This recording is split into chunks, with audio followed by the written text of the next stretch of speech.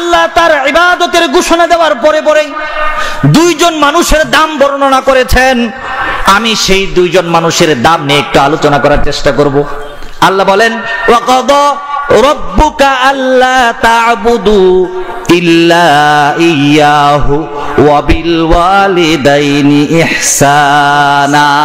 পৃথিবীর মানুষ যদি আরশে আজিমের নিচে, জমিনের উপরে, কিংবা আরশে আজিমের বাহিরে, কিংবা জমিনের নিচে, নবমণ্ডল, ভূমণ্ডল, পৃথিবীর সমস্ত সীমানার কাঁটাতার পেরিয়ে যদি তুমি বসবাস করো, এরপরেও যদি ইবাদত করো, আমারই করতে হবে। কারণ লা ইলাহা ইল্লাল্লাহ বলে তুমি সাক্ষ্য দিয়েছো আমি আল্লাহ ছাড়া ইবাদতের উপযুক্ত আর কেউ নয়। আওয়াজ দিয়ে বলুন ঠিক কিনা। আমার ইবাদত করার পরে পৃথিবীর মধ্যে, আল্লাহর জমিনের উপরে, আল্লাহর আরশে আজিমের নিচে আমি আল্লাহ এবং আমার বিশ্ব নবীর পরে যদি কোনো মানুষকে মর্যাদার চেয়ারে তোমরা বসাতে চাও, মর্যাদার আসনে বসাতে চাও, দুধের পেয়ালা যদি পান করতে চাও, কারো পা যদি টিপারও তোমার ইচ্ছে হয়, কারো মাথা থেকে যদি পাকা চুল এনে দিতে ইচ্ছে হয়, আল্লাহ বলেন আল্লাহ তা'বুদু ইল্লা ইয়াহু ওয়া বিল ওয়ালিদাইনি ইহসানা। সেই মানুষটাই হচ্ছে তোমার বাবা এবং মা। আওয়াজ দিয়ে বলুন সুবহানাল্লাহ। তাহলে আল্লাহর ইবাদত করার পর আমাদেরকে সবচেয়ে বেশি মর্যাদা দিতে হবে বিশ্বনবীর পরে পিতামাতাকে। নাকি কোনো সন্দেহ আছে? নাকি কোনো হক্কানি পীরকে? নাকি কোনো ভণ্ড পীরকে? নাকি কোনো মাজারিকে? নাকি কোনো বাজারিকে? নাকি কোনো গাজাখুরকে যদি মর্যাদার আসনে বসাতেই হয় আল্লাহ এবং তার নবীর পরে, সেটা হচ্ছে আমার বাবা মা। আওয়াজ দিয়ে বলুন কথা ঠিক কিনা। আল্লাহ বলে দিয়েছেন আল্লাহ তা'বুদু ইল্লা ইয়াহু ওয়া বিল ওয়ালিদাইনি ইহসানা ইম্মা ইয়াবলুগান্না ইনদাকাল কিবারু আহাদুহুমা আও কিলাহুমা। আর মর্যাদার আসনে যখন তোমরা তাদেরকে বসাবে, আর তোমাদের জীবন দশায় যদি তারা বার্ধক্যে উপনীত হয়, তাদের মধ্যে দুইজন কিংবা একজন, আহাদুহুমা আও কিলাহুমা ফালা তাকুল লাহুমা উফফিউ। মানুষ যখন বার্ধক্যের মধ্যে উপনীত হবে তখন তার শিশু সুলভ আচরণ হবে। বলেন তো, আমরা যারা যুবক আছি আমাদের কিন্তু চকলেট খাইতে ইচ্ছে করে না? এই যুবক, চকলেট খাইতে ইচ্ছে করে? যারা যুবক আছে তাদের লাঠি হাতে নিয়ে নাতিদের সাথে খেলা করতে ইচ্ছে করে না? যারা যুবক আছে হঠাৎ করে এদের শীতের দিনের পিঠা খাইতে ইচ্ছে করে না? যারা যুবক আছে এদেরকে হঠাৎ করে ওই খালা শাশুড়িকে দেখতে ইচ্ছে করে না, কারণ তার যৌবনের তাড়না, এই পাওয়ার, এই লোডি তো সে সহ্য করতে পারে না। আওয়াজ দিয়ে বলুন কথা ঠিক কিনা। আল্লাহ বলেন বাবা অথবা মা যখন বৃদ্ধ হয়ে যাবে, ফালা তাকুল লাহুমা উফফিউ।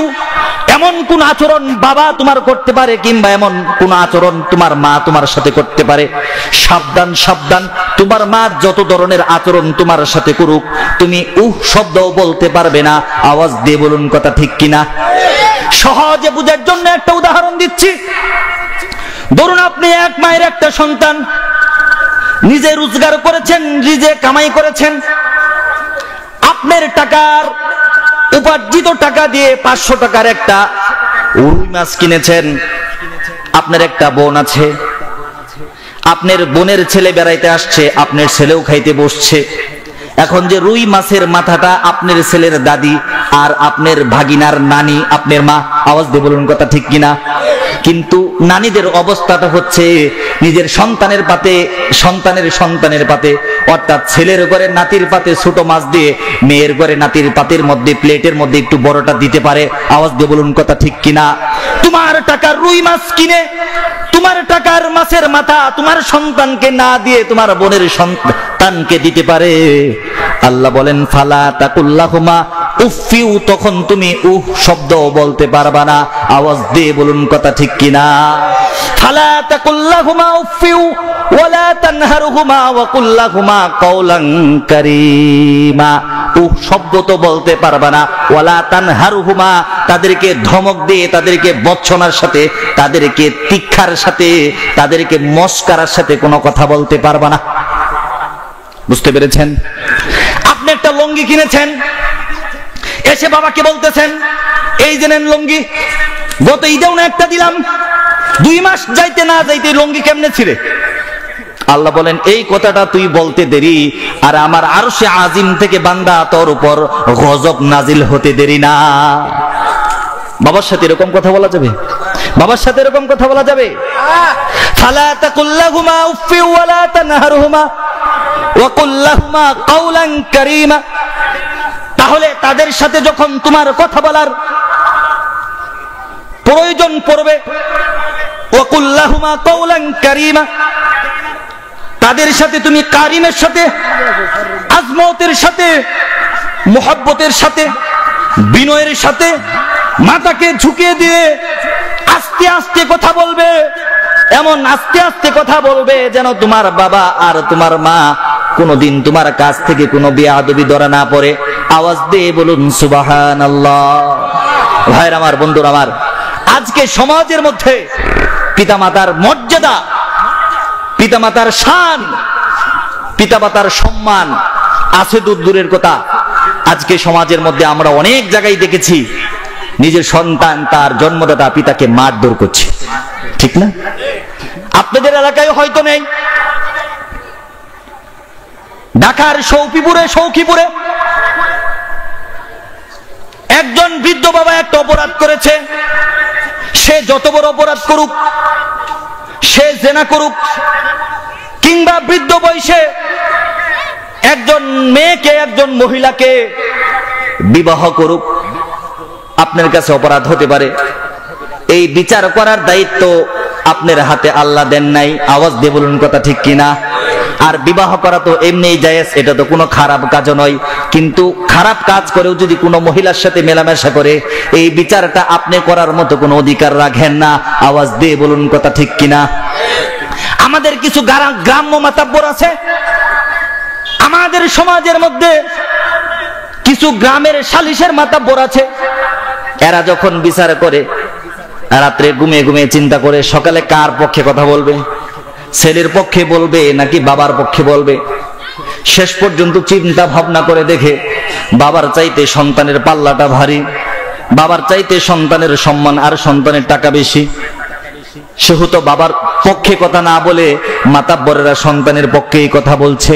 আওয়াজ দিয়ে বলুন কথা ঠিক কিনা? সৌখিপুরের ঘটনাটা আমি দেখেছি। বাবা অপরাধ করেছে, গ্রামের মাতাব্বরেরা সন্তানের হাতে লাঠি তুলে দিয়েছে, বলেছে তোমার বাবা অপরাধ করেছে বৃদ্ধ বয়সে, এর বিচার আমরা করতে চাই না, এর বিচারটা তুমিই করো। সন্তান হাতের মধ্যে লাঠিতে সমস্ত মানুষের অপকৌশলে, সমস্ত মানুষের বিভিন্ন রকমের কান পরাতে রেগে মেগে তেজে টকবগ হয়ে নিজের সমস্ত শক্তিটা হাতের মধ্যে এনে ওই লাঠি দ্বারা বাবাকে 100 পিটন দেয়। বাবাটা হাও মাও করে কান্না শুরু করে, বাবার লুঙ্গিটা পর্যন্ত খুলে যায়। বাবা সন্তানের 2টা পা ধরে বলে, বাবা আমাকে মাফ করে দে, আমাকে মাফ করে দে, আমাকে আর মারিস না, আমাকে আর মারিস না। নিষ্ঠুর সন্তানের তখনও হুঁশ হয় নাই, মারতে আছে। আল্লাহর কসম করে বলি, এই ছেলে যদি তার জীবনের মধ্যে 1000 কোটি রাকাত নফল নামাজ আর 100 বার হজরে আসওয়াদ পাথর যদি সে তোয়াফ করে, আল্লাহর কসম করে বলি এই বান্দার দ্বারা ইবাদত হতে পারে, কিন্তু এই ইবাদতের উসিলা করে জান্নাত কখনো পেতে পারে না। জান্নাত পাওয়া যাবে না। কেন জান্নাত পাওয়া যাবে? আল্লাহ রাসূল সাল্লাল্লাহু আলাইহি ওয়াসাল্লামের কাছে একজন সাহাবী এসে হযরতে মুআবিয়া ইবনে জাহামা রাদিয়াল্লাহু তাআলা আনহু এসে বলেন, ইয়া রাসূলুল্লাহ, ইয়া হাবিবাল্লাহ, আমি জিহাদের ময়দানে যেতে চাই। আল্লাহর নবী বলেন, ওই ব্যক্তি এসে বলেন, আমি জিহাদের ময়দানে যেতে চাই। আপনি কি বলেন? নবী করিম সাল্লাল্লাহু আলাইহি ওয়াসাল্লাম বলেন, আলাকা মিন উম্মিন, তুমি জিহাদের ময়দানে যেতে চাও, তোমার ঘরে কি তোমার মা আছে? লোকটা এসে বলেন, হ্যাঁ নাম, আমার ঘরে মা আছে। আল্লাহর নবী বলেন, আলজিমহা, জিহাদের ময়দানে যেতে হবে না, মায়ের পায়ের কাছে যাও।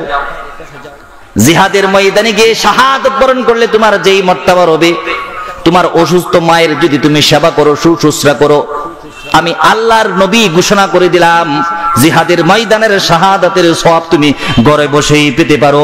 আওয়াজ দিয়ে বলুন সুবহানাল্লাহ। শুধু তাই নয়, বিশ্ব নবী, দয়ের নবী, মায়ের নবী, প্যারে নবী, মাহবুবে নবী, সরদার নবী, আকাই নামদার, তাজদারে মদিনা ঘোষণা করে দিলেন জান্নাত তুমি খোঁজো।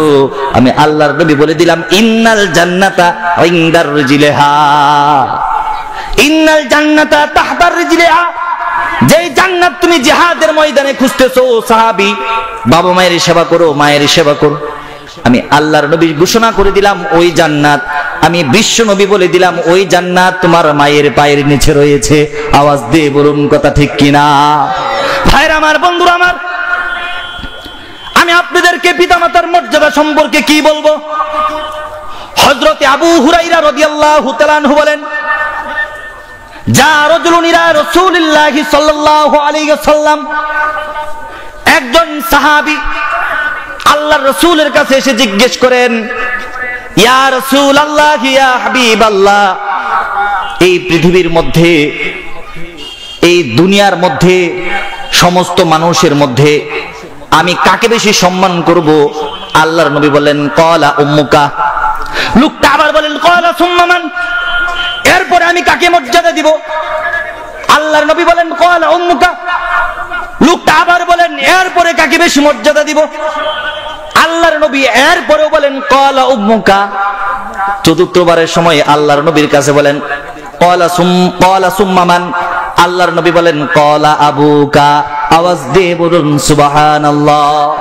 তাহলে বিশ্ব নবীর কাছে জৈনিক সাহাবী এসে যখন জিজ্ঞেস করলো এই পৃথিবীর মধ্যে আমার কাছে মর্যাদার পাত্র কে? আল্লাহর নবী বলেছেন তোমার মা, তোমার মা, তোমার মা। চতুর্থবারের সময় বলেছে তোমার বাবা। আওয়াজ দিয়ে বলুন সুবহানাল্লাহ। আল্লাহর নবী সাল্লাল্লাহু আলাইহি ওয়াসাল্লাম মায়ের মর্যাদা তিনবার কেন বর্ণনা করেছেন? হাদিসের মধ্যে আল্লাহর নবী মায়ের নাম কেন তিনবার নিয়েছেন? হযরতে ইবনে বাতাল রহমাতুল্লাহি আলাইহি এর একটা ব্যাখ্যা দিয়েছেন। এর একটা ব্যাখ্যা হচ্ছে, উনি বলেছেন মা সন্তানের জন্য এমন তিনটা কষ্ট করে, পৃথিবীর কোন মানুষ তার সন্তানের জন্য এই তিনটা কষ্ট করে না। আওয়াজ দিয়ে বলুন কথা ঠিক কিনা? তিনটা কষ্ট মা করে, পৃথিবীর কোন মানুষ এই কষ্ট করে না, কোন বাবা এই কষ্ট করে না। এই জন্যই ইমাম বাতাল রহমাতুল্লাহি আলাইহি বলেছেন, এই জন্যই হাদিসের মধ্যে মায়ের নাম তিনবার নেওয়া হয়েছে। এক নাম্বার, মা একটা কষ্ট করে, এই কষ্ট পৃথিবীর কোনো মানুষ করে না। আল্লাহ রাব্বুল আলামিন সূরা লুকমানের 14 নম্বর আয়াতে বলেন ওয়া ওয়াসাইনাল ইনসানা বিওয়ালিদাইহি হামালাতুহু উম্মুহু ওয়াহনান আলা ওয়াহনিন ওয়া ফিসালুহু ফি আমাইনি আনিশকুরলি ওয়া লিওয়ালিদাইকা ইলাইয়াল মাসির। আওয়াজ দিয়ে বলুন সুবহানাল্লাহ। হযরত ইবনে বাতাল রাহমাতুল্লাহি আলাইহি বলেন মা সন্তানের জন্য এমন একটা কষ্ট করে যেটা বাবা করে না, সেটা হচ্ছে হামালাতুহু উম্মুহু। যখন কোন মা তার সন্তানকে একটা বোঝার মতো করে পেটের মধ্যে 10 মাস 10 দিন গর্ভে ধারণ করে, এই ধারণটা কিন্তু বাবা করে না। আওয়াজ দিয়ে বলুন কথা ঠিক কিনা? গভীর রজনী হয়ে গেছে, সন্তান নিয়ে ঘুমোচ্ছে, বাবাও পাশে ঘুমিয়েছে, হঠাৎ করে সন্তান মায়ের পেটের মধ্যে একটা লাথি দিয়েছে। লাথি দেওয়ার পরে মার ঘুম জাগ্রত হয়ে গেছে, মার চোখের মধ্যে পানি।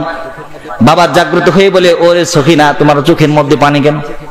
এবার চোখটা মুছে ফেলে মুচকে হেসে বলে আমার স্বামী, আমার চোখের মধ্যে কোনো কষ্টের পানি নয়, আমি যখন ঘুমিয়েছিলাম তখন তোমার বাবা আমার পেটের মধ্যে একটা লাথি দিয়েছে, ওই লাথির কারণে আমার চোখের মধ্যে পানি চলে এসেছে।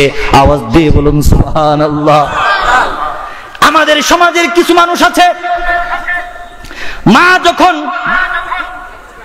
আমরা যখন মাকে অল্প টাকা দিয়ে কোনো সেবা করতে পারি, যখন কোনো ভালো খাবার দিতে পারি, যখন কোনো ভালো পোশাক দিতে পারি, তখন আমরা গর্বের সাথে মনে করি মনে হয় আমার মায়ের সেবা যত্ন আমি করে শেষ করে দিয়েছি।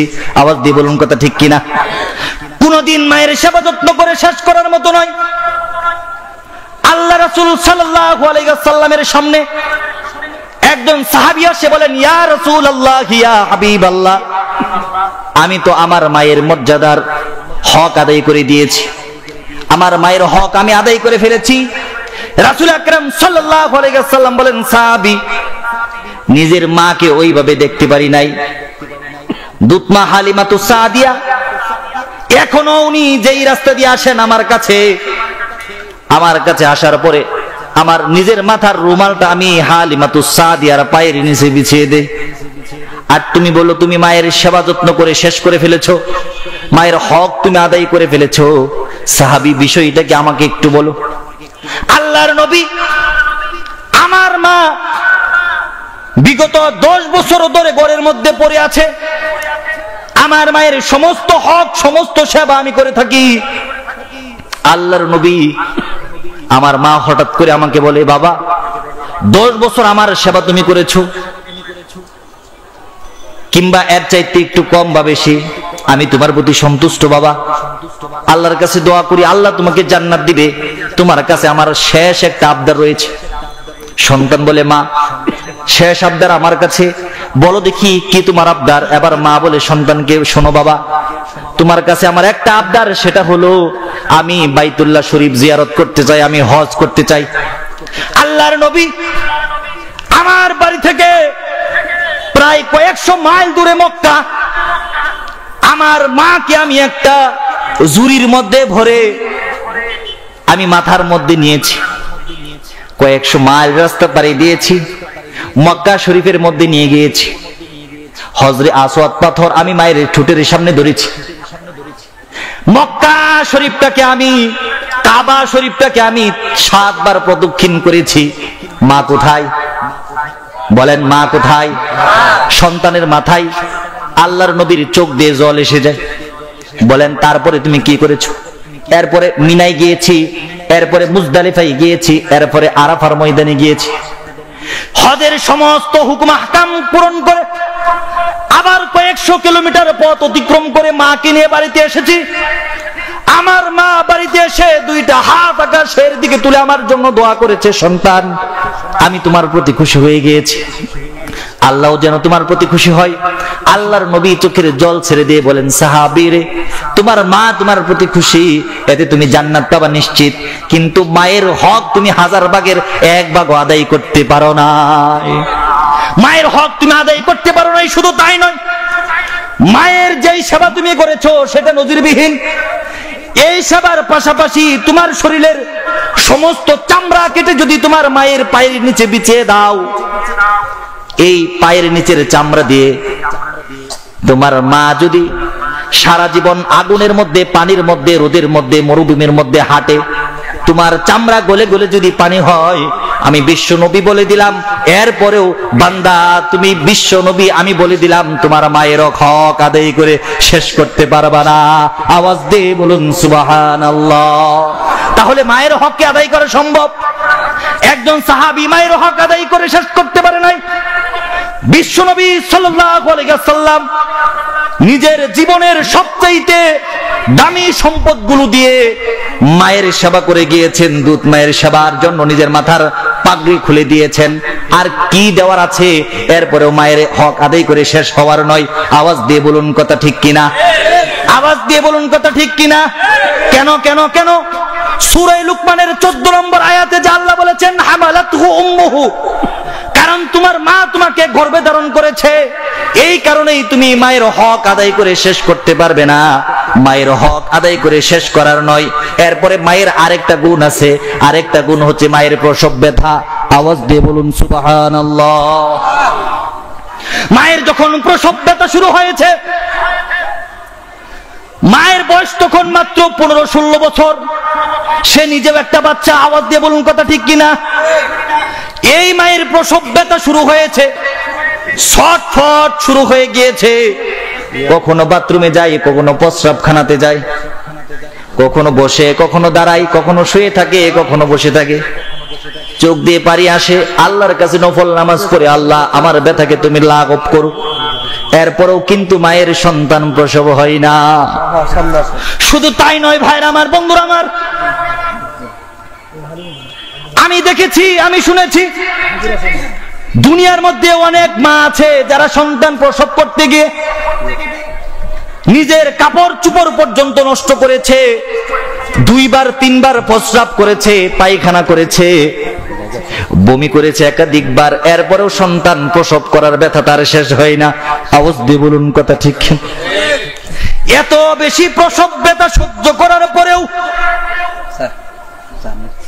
আমরা মায়ের সাথে যারা বেয়াদবি করি, মায়ের সাথে যারা নাফরমানি করি, আমাদের মতো কুলাঙ্গার এই পৃথিবীতে আর কেউ হতে পারে না। আওয়াজ দিয়ে বলুন কথা ঠিক কিনা। আমাদের মা আমাদের উপর যত ইহসান করেছেন, 3 নাম্বার আরেকটা ইহসান করেছেন, সেটা হচ্ছে সূরা বাকারার 233 নম্বর আয়াতে আল্লাহ বলেন, ওয়াল ওয়ালিদাতু ইউরদি'না আওলাদাহুন্না হাওলাইনি কামিলাইনি লিমান আরাদা আন ইউতিম্মার রাদাআ। আওয়াজ দিয়ে বলুন সুবহানাল্লাহ। আল্লাহ বলেন তোমার মা তোমার কাছে যে তৃতীয় ইহসানটা করেছে, ইবনে বাতাল বলেন 3 নাম্বার যে কষ্ট তোমার মা তোমার জন্য করেছে সেটা হয়েছে 2 বছর বয়স পর্যন্ত তোমার প্রস্রাব সহ্য করেছে, তোমার পায়খানা সহ্য করেছে। বিশেষ করে হামালাতহু উম্মুহু, বিশেষ করে ওয়াল ওয়ালিদাতু ইউরদি'না আওলাদাহুন্না হাওলাইনি কামিলাইনি। আল্লাহ রাব্বুল আলামিন সূরা বাকারার 233 নম্বর আয়াতে বলেছেন 2 বছর পর্যন্ত তোমাকে দুধ পান করিয়েছে। এই কষ্টটা কেউ করে নাই, কেউ করে নাই, তোমার বাবা করে নাই। এই জন্য আল্লাহ পাক রব্বুল আলামিন তোমার বাবার চাইতে তোমার মায়ের মর্যাদাকে 3 গুণ বাড়িয়ে দিয়েছেন। আওয়াজ দিয়ে বলুন সুবহানাল্লাহ। কত বড় ইহসান করেছেন আমাদের মা আমাদের উপর, আমাদের মা আমার উপর কত বড় ইহসান করেছেন। সম্মানিত হাজরিন, একজন বাচ্চা দিনে অন্তত ডাক্তারের হিসেবে 8 বার দুধ পান করে। কয়বার দুধ পান করে? প্রত্যেকবার অন্তত সে 250 গ্রাম দুধ পান করে। এতে বোঝা যায় একজন বাচ্চা মায়ের স্তন থেকে প্রত্যেক দিন 2 কেজি দুধ পান করে। কয় কেজি? 2 কেজি দুধ প্রত্যেক দিন যদি পান করে তাহলে পরিপূর্ণ 2 বছরে একটা সন্তান 36.5 মণ দুধ পান করে। আলহামদুলিল্লাহ বলে। 36.5 মণ দুধ তুমি মায়ের স্তন থেকে পান করেছো। এই মুসলমান, কলিজার মধ্যে হাত রেখে বলতে পারবা 36.5 মণ দুধ মাকে খাওয়াইছো? দূরের কথা, 36.5 কেজি দুধ খাইয়েছো মাকে, এই কথা বলতে পারবা? তুমি কেমন সন্তান, কেমন সন্তান তুমি? মায়ের এত দুধ তুমি পান করেছো, এরপরে মাকে এত দুধ খাওয়ানোর তোমার সুযোগ হয় নাই। শুধু তাই নয়, মাকে দুধ খাওয়ানোর সুযোগ তো তোমার হয় নাই, সেই সাথে সাথে তুমি কি করেছো? তুমি কমলা এনেছো, তুমি আপেল এনেছো, সেটা মায়ের হাতে দেওয়ার মতো যোগ্যতাও তোমার নাই, ঠিক কিনা? সেটা মায়ের হাতে দেওয়ার মতো যোগ্যতাও আল্লাহ তোমাকে দেয় নাই। ভয়ে ভয়ে এসে বউয়ের কাছে দিয়ে বলো, আমারে একটা দিস। আমারে একটা কেমনে দিব? নিজেরই তো হয়ে আসে না। নিজে তো খাইছে 4টা, বাচ্চার জন্য রাখছে 5টা, এরপরে 6টা রাখছে, 3টা পড়ছে, আর 3টা কোন রকমে বাপের বাড়িতে পাঠাতে পারছে। আওয়াজ দিয়ে বলুন কথা ঠিক কিনা? নিজেরই তো হয় না, মাকে দিবে কখন? এই জন্য এই পৃথিবীতে মায়ের চাইতে বাবার চাইতে বড় সম্পদ হইতে পারে? বড় সম্পদ হইতে পারে? বড় সম্পদ হইতে পারে না। মায়ের পাশাপাশি আমাদের জীবনকে গড়ার জন্য নিজে কখনো রৌদ্রে পুড়ে, কখনো রিকশায় পুড়ে, কখনো ঠেলা গাড়িতে পুড়ে, কখনো গার্মেন্টসে পুড়ে আমাদের এই জীবনকে যিনি বড় করে দিয়েছেন তিনি হচ্ছে আমার বাবা। তিনি কে? তিনি কে? তিনি হচ্ছেন আমাদের বাবা। আর আমাদের সমাজের মধ্যে আমাদের বাবাদের যে কি অবস্থা সেটা আল্লাহ পাক ভালো জানেন। বাবাকে তো মর্যাদা আমরা দেই না, কিন্তু বাবা একজন ছেলেকে সুস্থ রাখার জন্য বাবা কত চেষ্টা করে। বাবা 5 টাকা দিয়ে পান কিনে খাই না যে আমার সন্তান মাদ্রাসায় পড়ালেখা করতেছে, তার টাকার প্রয়োজন। বাবা 10 টাকা রিক্সা ভাড়া দিয়ে বাড়িতে আসে না বাজার নিয়ে, আমার সন্তান ভার্সিটিতে পড়ালেখা করে, তার টাকার প্রয়োজন, ঠিক না? কিন্তু আমরা বাবার সেই কষ্টের মর্যাদা একেবারেই রাখি না। বিশেষ করে আজকে যারা আমরা ভার্সিটি পড়ুয়া লেভেলের ছেলে আছি, আমরা বাবার কষ্ট তো একটুও বুঝি না। আমরা মনে করি বাবা আমাকে 2 লাখ টাকা দিয়ে মোটরসাইকেল কিনে দিল না কেন? আমরা মনে করি বাবা আমাকে ল্যাপটপ কিনে দিল না কেন? কিন্তু বাবা চিন্তা করে 2 লক্ষ টাকা দিয়ে মোটরসাইকেল কিনে দেব, আমার তো একটু পরিশ্রমের টাকা যাবে, কিন্তু এই মোটরসাইকেল দেওয়ার পরে যদি আমার সন্তানের অ্যাক্সিডেন্ট হয়ে যায়, আমার সন্তান ইন্তেকাল করে, তাহলে যেন আমার জীবনটাই চলে যাবে। আওয়াজ দিয়ে বলুন কথা ঠিক কিনা? বাবা চিন্তা করে আমি যেই অ্যান্ড্রয়েড ফোন কিনে দেব, আমি যেই ল্যাপটপ কিনে দেব, আমার তো মাত্র শরীরের ঘাম যাবে আর কিছু টাকা যাবে, কিন্তু এই মোবাইল কিনে দেওয়ার পরে যদি কোনো নর্তকী মেয়ের সাথে, কোনো ছোট ঘরের মেয়ের সাথে ফোনে কথা বলতে বলতে সাক্ষী ছাড়া কাজে অফিসে গিয়ে কিংবা কোনো পার্কের ঢালে বসে বিয়ে করে, তাহলে আমার যেন জীবন যাবে। আওয়াজ দিয়ে বলুন কথা ঠিক কিনা? আমাদের সমাজের যুবক ছেলেরা বুঝে না। আমি আপনাদেরকে একটা ঘটনা শোনাতে চাই। ইয়াহইয়া নামে একটা ছেলে, বিশ্ববিদ্যালয় পড়ুয়া একটা ছেলে, উনি বলেন আমি বাবাকে ফোন করেছি, বাবা আমাদের ভার্সিটি থেকে আমরা কক্সবাজার সফরে যাব, আমার 10,000 টাকার প্রয়োজন। বাবা ফোনে আমাকে না করেছে, না তোমার সফরে যাওয়া হবে না। মনক্ষুণ্ণ হয়ে বাড়িতে আসলাম। বাড়িতে আসার পরে মাকে বলেছি, মা আমার বন্ধু যাবে, বান্ধবী যাবে, আমার টিচার যাবে, আমার শিক্ষিকা যাবে, সব মানুষ মিলে কক্সবাজারে যাবে। মা আমি যদি কক্সবাজারে না যাই তাহলে আমার সম্মান নষ্ট হবে, মানুষে মনে করবে আমি গরিব ঘরের ছেলে, আমার মনে হয় বাবার কোনো টাকা নেই। মা গো তুমি আব্বাকে একটু বুঝিও যেন আমার 10,000 টাকার ব্যবস্থা করে দে। বলেন তো আমরা যখন বাবার কাছে কিছু চাই, মার মারফতেই তো কিন্তু চাই, ঠিক না? কারণ নরম জায়গা তো, মাদেরকে নরম বানিয়েছেন কে? আল্লাহ নরম বানিয়ে দিয়েছে।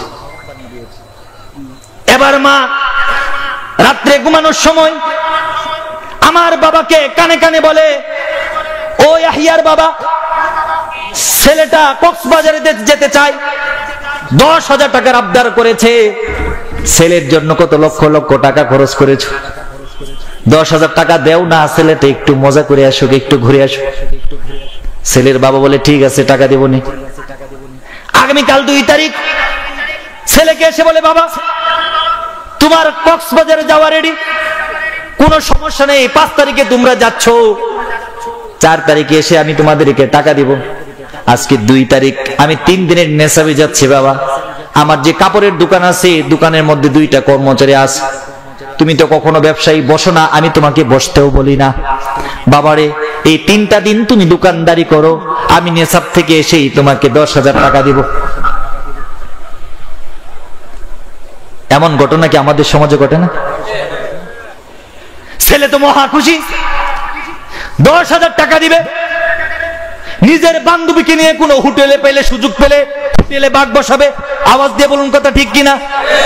যদি সুযোগ পাই বান্ধবীকে নিয়ে সমুদ্র সৈকতের মধ্যে, উত্তাল ঢেউয়ের মধ্যে নিজের যৌবনের স্বাদ মেটানোর চেষ্টা করবে। ছেলে তো মহা খুশি, দুমদাম মনে মনে লাফালাফি করে, আর দোকানের মধ্যে গিয়ে বসে, ক্যাশের মধ্যে গিয়ে বসে, ক্যাশের মধ্যে যখন গিয়ে বসে একটা কাস্টমার আসে, আসার পরে বলতেছে, ভাই আমাকে কিছু শার্ট দেখান। ছেলে ইয়াহইয়া বলে, দোকানদারের মধ্যে যেহেতু বসে পড়েছি, শার্টগুলো আমার কাছে, আমি হাত বাড়িয়ে শার্টগুলো দিলাম। 1টা 2টা 3টা 4টা 5টা 10টা প্রায় 20টা শার্ট আমি ক্রেতাকে দেখালাম। আমার 20টা শার্ট দেখার পরে মুখটা মলিন করে দিয়ে বলে, ভাই পছন্দ হয় নাই। ছেলেটা বলে, সাথে সাথে দেখি আমার মাথার মধ্যে রক্ত চেপে গেছে। বুঝে থাকতে বলুন, যুবক মানুষ, পরে ভার্সিটিতে, এরপরে মাত্র জীবনের প্রথম একজন কাস্টমারে 20টা শার্ট দেখাইছে। এই শার্ট যদি পছন্দ না হয়, ছেলের মেজাজ কি ঠিক থাকার কথা? ছেলের মেজাজ গরম হয়ে গিয়েছে। শার্ট কিনতে আসছেন, শার্ট কিনবেন, পাশের কর্মচারী এসে কানে কানে বলে, ভাই চাচা যান বারবার বলে গিয়েছে দোকানদারের কাস্টমার হচ্ছে দোকানের রহমত। আমরা বলি লক্ষ্মী, বলে নাউজুবিল্লাহ, এটা হিন্দু সম্প্রদায়ের আলোচনা, আমরা লক্ষ্মী বলবো না, আমরা বলবো রহমত, আল্লাহর রহমত। 1 একজন কাস্টমার ব্যবসায়ীর জন্য রহমত। চাচা যান বলেছে কাস্টমারের সাথে খারাপ আচরণ করা যাবে না। ছেলেটা বলেন ঠিক আছে, ভুল হয়ে গিয়েছে। এরপরে লোকটা চলে গেল রাগান্বিত হয়ে। এরপরে আরেকজন কাস্টমার আসছে, গার্লফ্রেন্ড নিয়ে আসছে। এখন চিন্তা করেন, বলে জামা দেখান, দেখাইলাম জামা। এরপরে বলেন পাখি জামা দেখান, আমি তো পাখি জামা চিনি না ভালো করে। ছেলেটারা বললাম দে পাখি জামা, এরপরে দিল পাখি জামা। এরপরে বলে আরেকটু দামের মধ্যে দেখান, এরপরে আরেকটু দামের মধ্যে। এরপরে বলে আরেকটু উন্নত মানের দেখান, এরপরে আরেকটু উন্নত মানের। এরপরে বলে আরেকটু দামের মধ্যে দেখান। আমার মাথার মধ্যে রক্ত উঠে গেল। আমি বললাম মিয়া গার্লফ্রেন্ড নিয়ে দোকানে আসছো মার্কেট করতে নাকি মজা করতে আসছো? ফাইজদামি করো, দোকান থেকে বের হয়ে যাও। ছেলেটা আবার আমার কানে কানে এসে বলেন ভাই মাপসাই, কাস্টমার তো কত ধরনের হয়ে থাকে, কখনো গার্লফ্রেন্ড নিয়ে আসবে, কখনো বয়ফ্রেন্ড নিয়ে আসবে, কখনো মা নিয়ে আসবে, কখনো টাকা নিয়ে আসবে, কখনো টাকা ছাড়া আসবে, কিন্তু কাস্টমারের সাথে কোনোদিন খারাপ আচরণ করা যাবে না। আওয়াজ দিয়ে বলুন কথা ঠিক কিনা? ছেলেটা একদিন দোকানদারি করতে করতে মাত্র 2-3 হাজার 4 হাজার টাকার বেচা কিনা। যখন সন্ধ্যা হয়ে গেল আরেকজন ভদ্র মহিলা আসলো, বলল বাবা শাড়ি দেখাও। এখন বলেন তো আমাদের সমাজের মেয়েদের কি মার্কেটে গেলে পেট ভরে নাকি? মার্কেটেতে যাই রে আপা, মার্কেটেতে যাই, জাতমানকুল সবই গেল, ইমান রাখা দায়। মার্কেটেতে গিয়ে আপা জুড়ে চাপা মারে, পুরুষেরা সন্তান নিয়ে পিছে পিছে ঘুরে। এতদিন দেখছি আমি পুরুষেরা করছে গিয়ে হাট, এখন দেখি ম্যাডাম ফুলি চয়েস করে শার্ট। উপরে কাটা নিচে ফাটা গাই দিয়ে জামা, এই জামা আনছে নাকি বিদেশ ফেরত মামা। আওয়াজ দিয়ে বলুন কথা ঠিক কিনা? আরে বৃদ্ধা বেটি মেকআপ মেরে হয়ে যায় সেরি, শয়তান কত করে আমি শাশুড়ি আম্মা মনে করি। আওয়াজ দিয়ে বলুন কথা ঠিক কিনা? সন্ধ্যা হয়ে গেল, আবার সন্ধ্যার সময় মাগরিবের আজান দিচ্ছে। মহিলা 10টা 20টা শাড়ি দেখার পরে একটা 2000 টাকা দামের শাড়ি পছন্দ করেছে। এবার বলেছে বাবা এই শাড়িটা প্যাকেট করে দিয়ে দেও, তোমার আঙ্কেল যেদিন বেতন পাবে, বেতন পাওয়ার পরে টাকা দিয়ে যাব।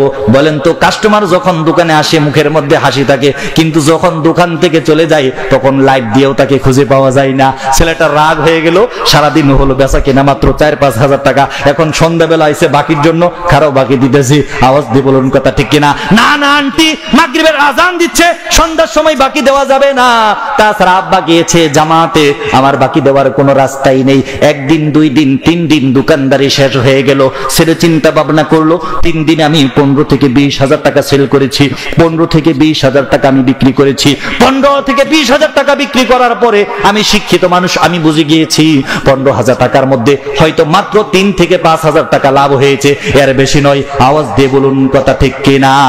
3 দিন পরে ছেলের মাথার টনক লড়ে গেল। হাই রে হাই করলাম কি, 10 হাজার টাকা বাবার কাছে আবদার করলাম, 10 হাজার টাকা দেখি আবদার করলাম। 10 হাজার টাকা ইনকাম করতে বহু সময় লাগে। বাবা এরই মধ্যে জামাত থেকে চলে আসছে, রাত বাজে 9টা। ছেলেটা তার পরের টেবিলের মধ্যে মাথার মধ্যে হাত দিয়ে দিয়ে ভাবে হাই রে হাই করলাম কি, 3 হাজার টাকা উপার্জন করতে পারলাম না 3 দিনে। আর বাবা সারা জীবন দোকানদারি করে, সকাল 8টার সময় যা, রাত্রি 12টার সময় আসে।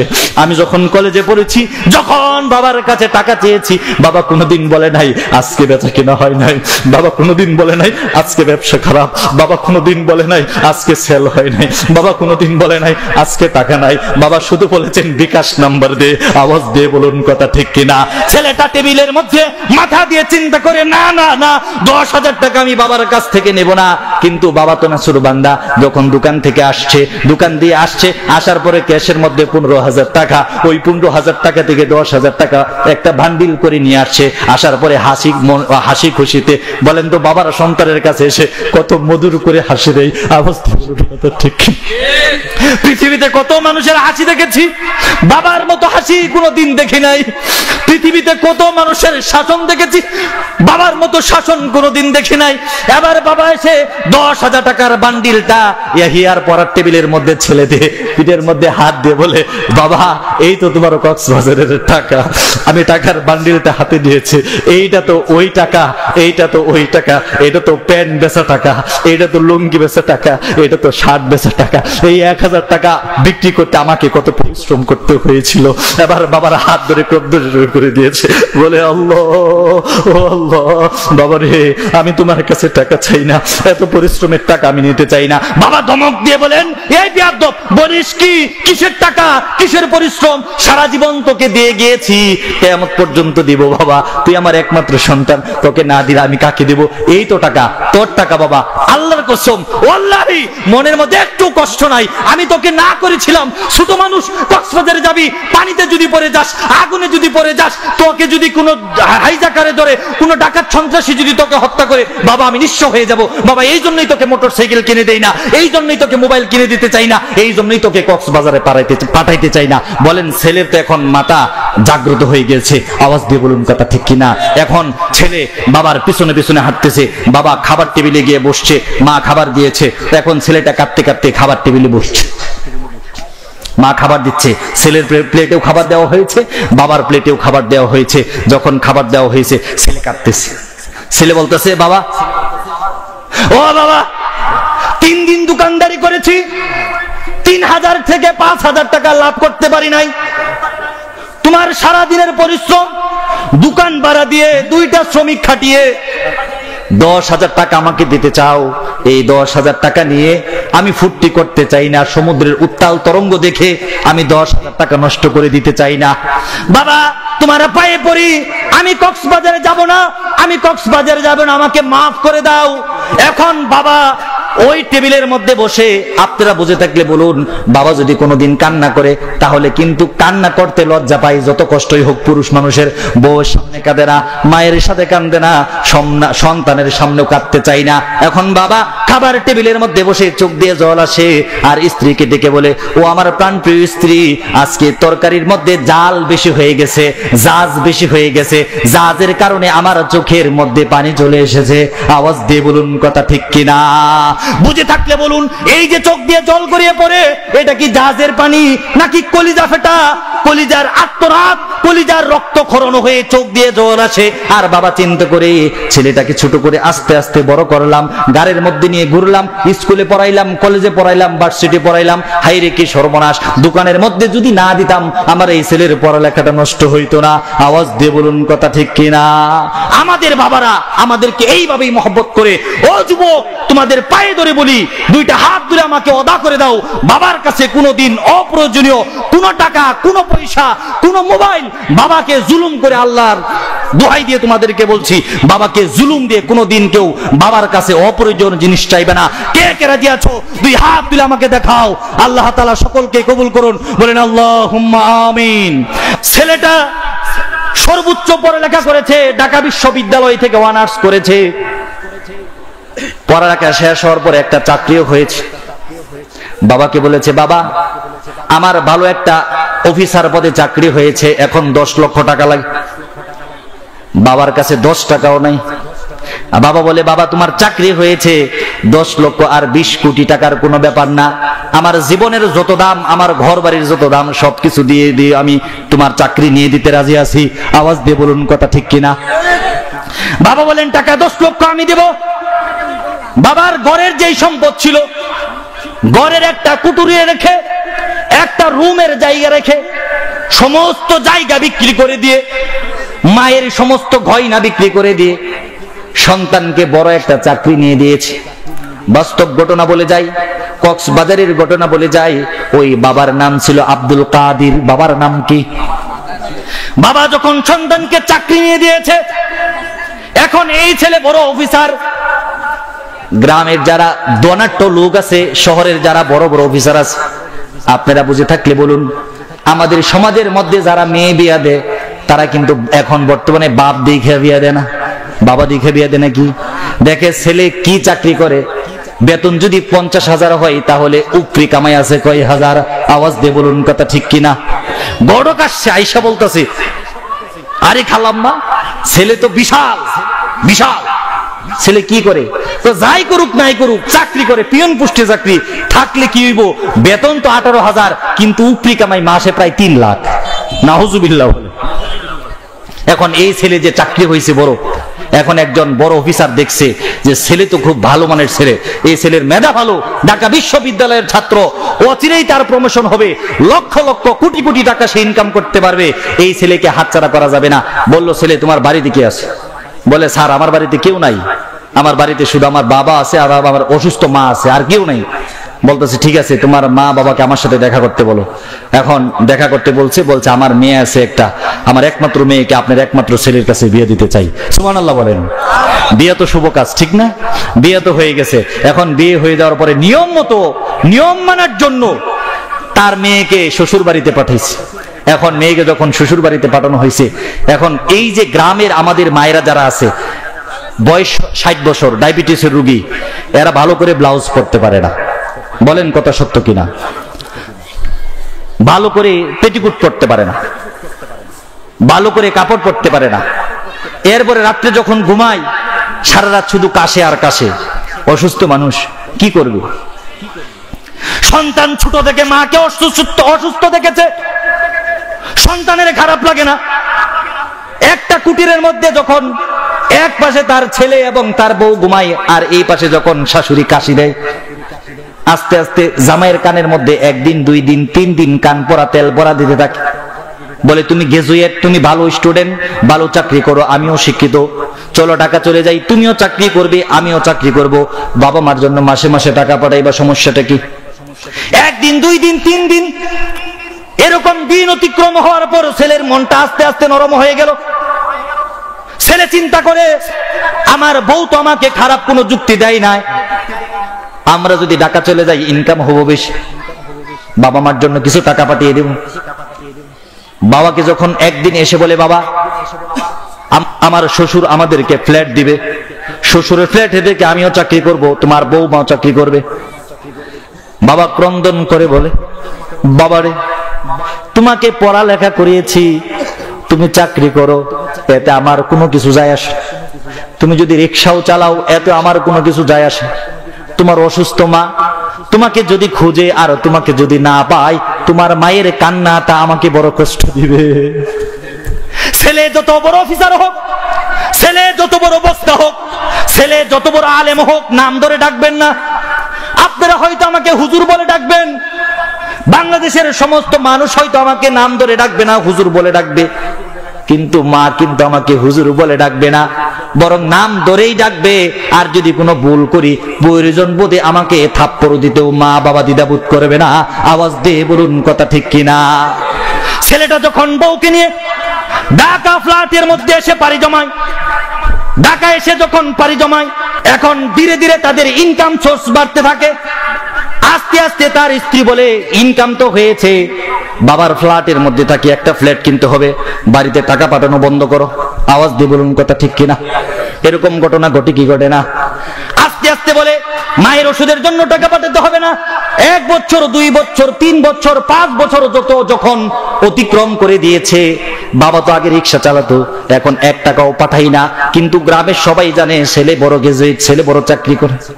এখন চিন্তা করে, আমি যদি এখন আবার রিক্সার প্যান্ডেলের মধ্যে হাত রাখি, যদি রিক্সার মাথার মধ্যে আমি হাত দেই, আমি যদি আবার রিক্সা চালাই, আমার সন্তানের বদনাম হয়ে যাবে। মানুষ বলবে, তোমার সন্তান এত বড় অফিসার, তাহলে আবার রিক্সা চালাও কেন? আওয়াজ দিয়ে বলুন কথা ঠিক কিনা? গভীর রজনী যখন হয়ে যায়, পৃথিবীর সমস্ত মাখলুকাত যখন ঘুমিয়ে পড়ে, পশু পাখিগুলো যখন ঘুমিয়ে পড়ে, মানুষগুলো যখন ঘুমিয়ে পড়ে, শীতের কুয়াশার মধ্যে প্রায় 80 বছর বয়সের বৃদ্ধ বাবা 70 বছর বয়সের মায়ের সেবার জন্য, চিকিৎসার টাকার জন্য গভীর রজনীতে মাফলার দিয়ে মুখটা বেঁধে অল্প করে রিক্সা চালাই। রিক্সা চালিয়ে 2 কেজি চাল 1 কেজি ডাল আর স্ত্রীর জন্য ঔষধ নিয়ে বাড়িতে ফিরে, এভাবেই তাদের জীবন যাপন চলে। আর গ্রামের মানুষেরা জিজ্ঞেস করে, তোমার ছেলে কি তোমার জন্য টাকা পাঠাই না? হ্যাঁ টাকা পাঠাই, ছেলে ঢাকা ফ্ল্যাট কিনেছে, ছেলে ভালো আছে, ছেলে খোঁজ খবর নিচ্ছে, কোনো অসুবিধা নাই, আমাদের জীবন তো শেষ, আর কয়দিনই বা বাঁচবো। আওয়াজ দিয়ে বলুন কথা ঠিক কিনা? বাবা মা হচ্ছে এমন একটা সম্পদ, বাবা মা হচ্ছে ভালোবাসার এমন একটা পাহাড়, যেখানে কুদাল দিয়ে কাটলে, যেখান দিয়ে দাও দিয়ে কাটলে, যেখান থেকে হাত দিয়ে কাটলে, যেখান থেকে পা দিয়ে কাটলে, যেখান থেকে হামুগুড়ি দিয়ে নিলে, যেখানে খামসা দিয়ে নিলে, যেখানে কামড় দিয়ে নিলে, এই ভালোবাসা কোনোদিন শেষ হয় না। আওয়াজ দিয়ে বলুন কথা ঠিক কিনা? গভীর রজনী হয়ে গেছে, 1 বছর 2 বছর 3 বছর 5 বছর পরে সন্তানের টনক লড়লো। দেখলাম বাবা বৃদ্ধ, 75 বছর বয়স বাবাকে রেখে এসেছি, মায়ের বয়স তখন ছিল 65 65 বছর, মা তো বৃদ্ধ, মা তো 5 বছর যাবত অ্যালার্জির রোগী, মা তো হাঁপানির রোগী, মা তো ডায়াবেটিসের রোগী। মনে হয় বাবা মারা গেছে, মনে হয় মা মারা গেছে। স্ত্রীকে বলে, শুনো আমাদের গ্রামের মধ্যে অল্প একটু জমি আছে, আমি কিছু টাকা নিয়ে যাই, মনে হয় বাবা মা মারা গেছে, বাবা মার কবরটা দেখতে খুব ইচ্ছে করে। স্ত্রী বলে, ঠিক আছে, 5 বছর হয়ে গেছে, বুড়া বুড়ি তো অবশ্যই মারা গেছে, যাও এলাকা থেকে বেরিয়ে আসো। ওই ছেলেটা ঢাকা থেকে কক্সবাজারে গিয়ে পৌঁছে যায়। রাত তখন গভীর, রাত 2টা বাজে, শীতের কুয়াশা, অন্ধকার, আমাবস্যার অন্ধকার, আর এক পাশে কুয়াশার অন্ধকার, আমাবস্যার অন্ধকার আর কুয়াশার অন্ধকার যখন একাকিত্ব হয়ে যায়, ওই বাবা তো রিক্সা নিয়ে তখনই বের হয়। আওয়াজ দিয়ে বলুন কথা ঠিক কিনা? বাবা রিক্সা নিয়ে বের হয়েছে, ছেলেটা বাস থেকে নেমেছে, বাস থেকে নেমে দেখে বাস স্ট্যান্ডের মধ্যে কেউ নাই, একটা কুকুরও নাই। ওই রিক্সাওয়ালাকে ডাক দেয়, ও চাচা যাবেন নাকি আব্দুল কাদেরের বাড়িতে? আওয়াজ দিয়ে বলুন কথা ঠিক কিনা? বাবা তো এমন একটা সম্পদ, উনি জানেন এই আওয়াজটা অন্য কারো না, এই আওয়াজটা পৃথিবীর কোনো মানুষের সাথে মেলে না। এই আওয়াজটা সে আওয়াজ যে 2 বছর বয়সে আবার গাড়ির মধ্যে বলতো, বাবা এটা কি? আমি বলতাম কাক। বলতো, বাবা কাক কি? আমি বলতাম কাক কালো। বলতো, বাবা কালো কি? আমি বলতাম কালো মাথার চুলের মতো। এরকম প্রশ্ন করতে করতে আমাকে তখন বিরক্ত করতো। এই কণ্ঠটা তো সেই কণ্ঠ যেই কণ্ঠ মাঝে মাঝে ফোন করতো, বলতো, বাবা আমার কলেজের সময় হয়ে গিয়েছে, আমার মাসের বেতন দিতে হবে, আমার বোর্ডিং এর টাকা দিতে হবে, এই বিকাশ নাম্বার, আমাকে টাকা পাঠিয়ে দেও। ওই বাবা সন্তানকে চিনতে আর ভুল করলো না। আওয়াজ দিয়ে বলুন কথা ঠিক কিনা? এই সমাজের মধ্যে যারা ঋণ দেয় তারা কিন্তু কখনো বলে যায় না, কিন্তু যে ঋণ নেই সে কিন্তু অন্য রাস্তা দিয়ে চলাফেরা করে। বাবা তো সারা জীবন এই সন্তানকে শুধু ঋণ দিয়েছে। ছোটবেলা ছাগল ছিল, ছাগল বিক্রি করে প্রাইমারি স্কুলের টাকা দিয়েছে, এরপরে গরু ছিল, এসএসসি পাস করিয়েছে, এরপরে জমি ছিল, জমি বিক্রি করে বিশ্ববিদ্যালয়ে ভর্তি করিয়েছে, এরপরে ঘরের বাড়ি ছিল, মায়ের গয়না ছিল, সবকিছু বিক্রি করে সন্তানের চাকরির ব্যবস্থা করেছে। যখন সব ব্যবস্থা হয়ে গেল, এরপরে সন্তানের জন্য বাবা নিস্তব্ধ হয়ে গেল। এখন সেই ঋণদার এসেছে, এখন সেই ঋণগ্রস্ত ছেলে এসেছে। যখন বলেছে, চাচা যাবে নাকি আব্দুল কাদেরের বাড়িতে, তখন কোমরের মাফলারটা ছিল, উনি বুঝে ফেলেছেন এটা তো কোনো সাধারণ প্যাসেঞ্জার না, এটা তো জমিদার প্যাসেঞ্জার। যেই জমিদারের জন্য আমি গাবি বিক্রি করেছিলাম, যেই জমিদারের জন্য আমি ছাগল বিক্রি করেছিলাম, যেই জমিদারের জন্য স্ত্রীর গয়না বিক্রি করেছিলাম, যেই জমিদারের জন্য আমি ঘর বিক্রি করেছিলাম, এই তো সেই জমিদার বাবু এসেছে। এখন মাফলারটা খুলে মুখটা বন্ধ করে বলে, বাবা যাবো আব্দুল কাদেরের বাড়িতে, চলেন দেখে আমার রিক্সায়। এখন অফিসার বাবার রিক্সার মধ্যে উঠে গিয়েছে। বাবা তো বৃদ্ধ, 80 বছর বয়স হয়ে গিয়েছে। এখন বাবার সাথে আলাপ করতে করতে ছেলে যাইতেছে, বাবা বৃদ্ধ হয়ে গেছে, রিক্সার ফ্যান্ডেল, তখন তো আর অটো রিক্সা নাই, আস্তে আস্তে রিক্সাটা চলে, আর ছেলেটা পিছনে পিছনে বসে, আঙ্কেল আপনার কি কোনো ছেলে নাই? আপনি এত রাত্রে রিক্সা চালান কেন? বাবা বলে, বাবা আমার একটা ছেলে ছিল, অফিসার হয়ে গিয়েছে, এখন আমার খোঁজ খবর নেই না। বলে, কাকা বলেন কি, এমন কুলাঙ্গা সন্তান দেশে আছে নাকি? ওই সন্তানের কপালের মধ্যে জাটা দিয়ে পিটান না কেন? বাবা বলেন, বাবা আমি তাকে জাটা দিয়ে পিটাবো কেমনে, আর তার কপালের মধ্যে আমি চুমাই দিব কেমনে? আমি তো তার দেখাই পাই না, সে তো আমার খোঁজ খবরে নেয় না। এক কথা দুই কথা চলতে চলতে ছেলে রাগ উঠে যায়। মাত্র 2 কিলোমিটার পথ, আধা ঘন্টা হয়ে গেছে, এখনো রিক্সা সামনের দিকে আগে না। একেতে বয়স বেশি, আরেকেতে দুর্বল, আরেকেতে শীত, আরেকেতে শরীরে পোশাক নেই। এরকম ক্লান্ত 80 বছরের বাবা একটা টাইগারের মতো একটা ছেলেকে রিক্সাটা নিয়ে যাওয়া কি সম্ভব? এক কথা দুই কথা বাপ ছেলের আলাপ চলাচারি শুরু হয়ে গেল। কেন রিক্সা চালান? আপনার কি কোনো সন্তান নেই? একটা সন্তান ছিল, তার কপালে ঝাঁটা মারেন না কেন? তার কপালে ঝাঁটা মারবো কি করে, আর কপালের মধ্যে চুমুই দিব কি করে? তারা দেখাই তো আমি পাই না, তারা দেখাই তো আমি পাই না। এরকম ভাবে যখন বাবা ছেলের কথা শুরু হয়, বাবার মনের মধ্যে আবার একটা খুশি জাগে। বাবা তো হচ্ছে সেই পাহাড়ের মতো, নিজের বিসর্জন দিয়ে হলেও একটু খুশি হওয়ার চেষ্টা করে। বাবা চিন্তা করে, আমার বউটা কাঁদে প্রত্যেক দিন ছেলের নাম ধরে ধরে, প্রত্যেক দিন নামাজ পড়ে ছেলের জন্য আল্লাহর কাছে মুনাজাত করে, প্রত্যেক শবে বরাতে ফকির মিসকিনকে খাওয়ায়, প্রত্যেক রমজানে মসজিদে ইফতার দেয় যেন সন্তান ভালো থাকে। আজকে তো সন্তান চলে এসেছে, আমার স্ত্রী হয়তো সন্তানকে দেখবে। এক কথা দুই কথা, আধা ঘন্টা হয়ে গেল, বাবা রিক্সা নিয়ে উঠতে পারে না। এবার বাবা যখন আস্তে করে বাড়ির কাছে চলে এসেছে, বাড়ির সামনে একটা উঁচা ব্রিজ ছিল। এখন উচ্চ ব্রিজের সামনে গিয়ে বলতেছে, চাচা আমারে নামাই দেন, আপনার মতো বুড়া মানুষের রিক্সার মধ্যে আমি চড়বো না। এটা বলে পায়ের সুটা এরকম ভাবে তুলে আস্তে করে বাবার কোমরের মধ্যে একটা লাথি মেরেছে। বাবার কোমরের মধ্যে লাথি মারার পরে বাবা রিকশা থেকে পড়ে গিয়েছে, রিকশা থেকে পড়ে গিয়ে মাথার মাফলারটা খুলে দিয়েছে, বলেছে কুলাঙ্গার তোমার মতো সন্তান জন্ম দেওয়ার কারণে আজকে আমাকে 80 বছর বয়সে রিকশা চালাতে হয়, আর আমার স্ত্রী 70 বছর বয়সে ডায়াবেটিসের রোগী হয়ে ঘরে দুকে দুকে কুকরি কুকরি কেঁদে কেঁদে মরে। তোমার মতো কুলাঙ্গার সন্তান না হলে আমার কপালে এত খারাপ কিছু হতো না। ভাইরা আমার, বন্ধুরা আমার, সংক্ষিপ্তে শেষ করে দিচ্ছি। এবার ছেলে বাবার পায়ে ধরেছে, বাবা সুন্দরী স্ত্রীর পিছনে পড়ে শাশুড়ির কান পরাতে, শ্বশুরের কান পরাতে, শ্বশুরের কান পরাতে। তোমাদেরকে বলে গিয়েছিলাম বাবা তুমি তো আমার সেই বাবা, আমাকে ছোটবেলা তুমি বিড়াল চিনিয়েছো, আমাকে ছোটবেলা তুমি কুকুর চিনিয়েছো।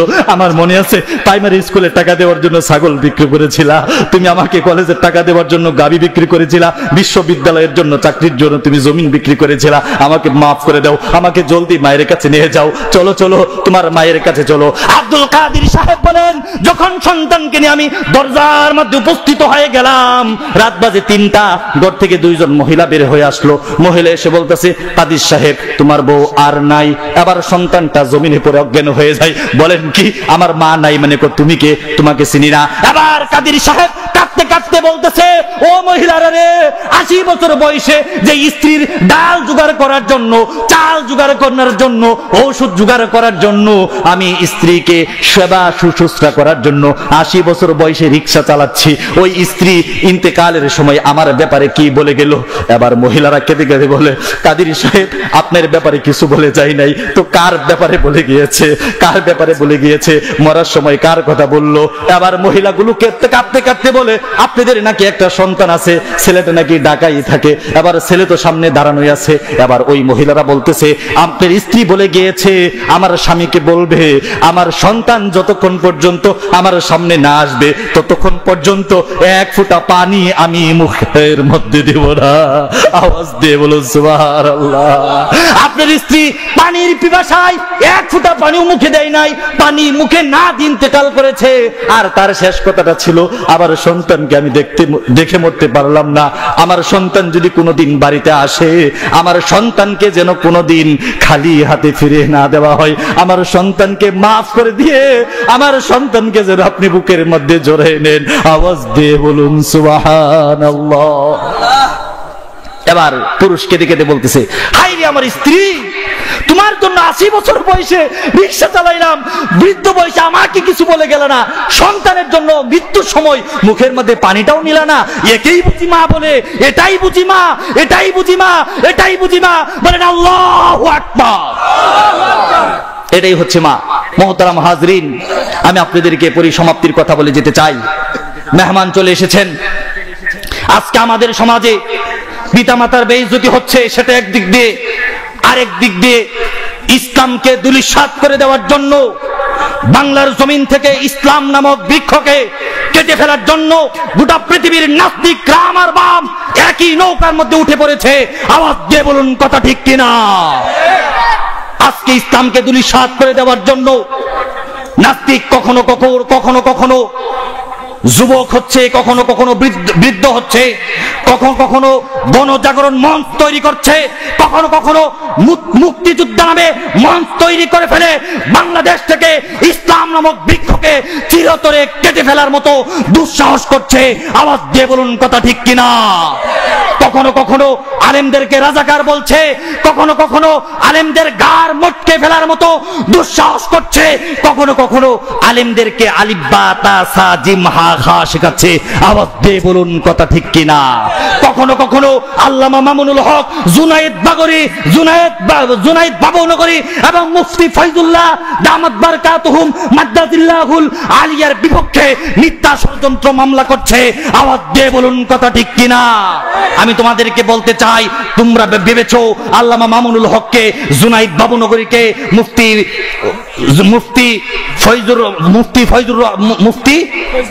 ফয়জুল হককে তোমরা মিথ্যা মামলা দিয়ে তোমরা তোমাদের মজলিসে হাসানাতে পৌঁছে যাবা। এত সহজ নয়, এত সহজ নয়। আওয়াজ দিয়ে বলুন কথা ঠিক কিনা। আল্লাহ রাসূল সাল্লাল্লাহু আলাইহি ওয়াসাল্লামের বদরের যুদ্ধে যাচ্ছি, আমি শেষ করে দিচ্ছি। একজন মহিলা এসেছে, মাত্র 3 মাসের শিশু নিয়ে। কয় মাসের শিশু নিয়ে? 3 মাসের শিশু নিয়ে এসে বলেন আল্লাহর নবী 3 মাসের শিশুটা আপনাদের কুলে তুলে দিলাম, জিহাদের ময়দানে নিয়ে যান। আল্লাহর নবী বলেন 3 মাসের শিশু নিয়ে আমি বদরের জিহাদে গিয়ে কি করব আমাকে একটু বুঝিয়ে বলো। এবার মহিলা বলেন, আল্লাহর নবী, এই শিশুটাকে আমি আপনাকে জিহাদের ময়দানে নিয়ে যুদ্ধ করার জন্য দেই নাই।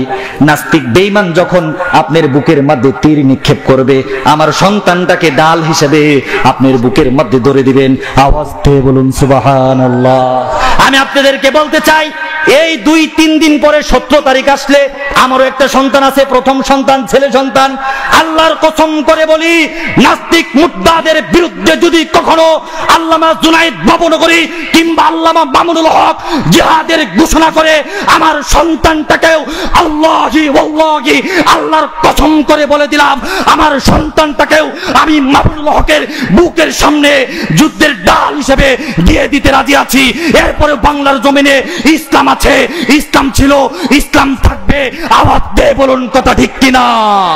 কে কে নিজের জান, নিজের মাল, নিজের সন্তান, নিজের সম্পদ দিয়ে হলেও ইসলামকে দেশের বুকে টিকে রাখতে চান? আমাকে 2 হাত তুলে দেখান। নারায়ে তাকবীর। আল্লাহ পাক সকলকে কবুল করুন। সকল বলেন আল্লাহুম্মা আমিন।